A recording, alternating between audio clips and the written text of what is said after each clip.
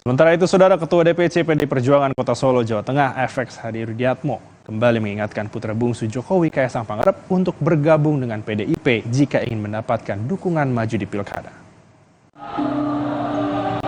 FX Rudio juga menjelaskan jika sudah bergabung, siapapun nanti yang mendapat rekomendasi Ketua Umum Megawati Soekarno Putri, maka wajib untuk dimenangkan. PDIP menurut Rudi akan terbuka menerima Kaisang bergabung dengan partai tersebut.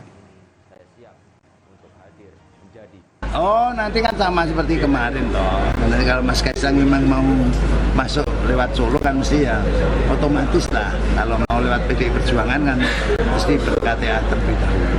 Kemarin kan Mbak Puan juga minta ketemu sama Mas Kaisang dan berdaftar ke PDIP. Ya kok Mbak Puan?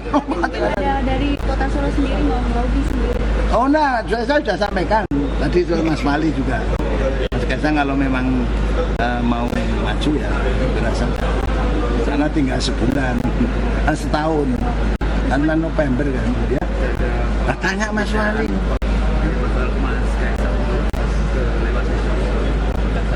Belum.